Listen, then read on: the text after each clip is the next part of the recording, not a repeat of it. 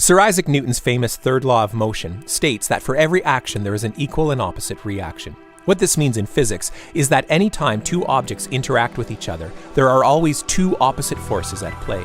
If person A pushes against a wall, let's say, the wall is pushing back on the person with an equal force in the opposite direction. When a gun fires a bullet, the force pushing backwards makes the gun recoil, and so on.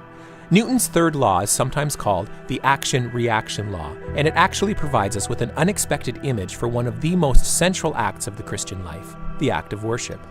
Of course, most Christians would agree that worship is right at the heart of a thriving life with God, but what's harder to get agreement on is what exactly worship is.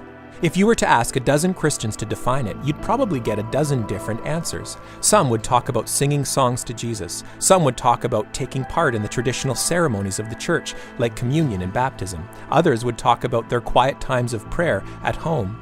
So which of these definitions is right? Well, maybe it would help if we looked at a couple of key passages in the Bible where people actually are worshiping God to see if we can't detect a pattern.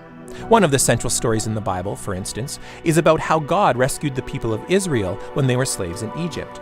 Right at the start of the story, it says that God heard the people groaning in slavery, so he sends Moses to tell them that he's going to help.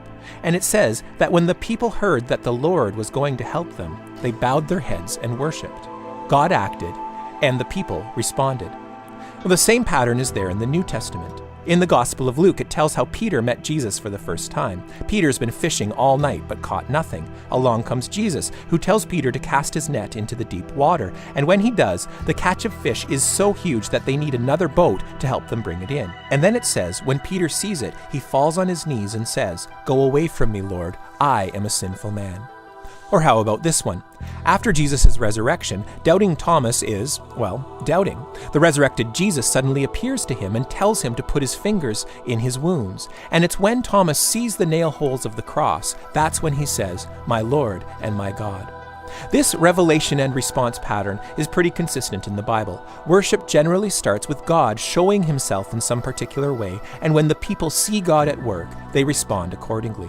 Worship, you might say, is sort of like the action-reaction law of the Christian life, where every action of God, saving, healing, convicting, helping, and so on, can elicit and does elicit a reaction from us. It's not an equal reaction, of course, but when it's the appropriate reaction for whatever the particular way is that God has revealed himself, that's when we're worshiping.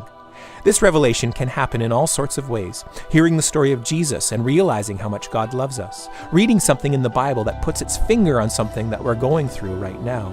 Working among the poor and the marginalized and discovering the presence of Jesus there.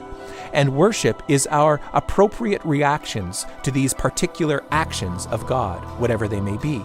It may be raising our hands and singing our hearts out. It may be sitting in overwhelmed silence. It may even mean a drastic overhaul of our lives. But however it happens, in that response, we'll be discovering what the Bible meant when it tells us to worship the Lord in the splendor of his holiness.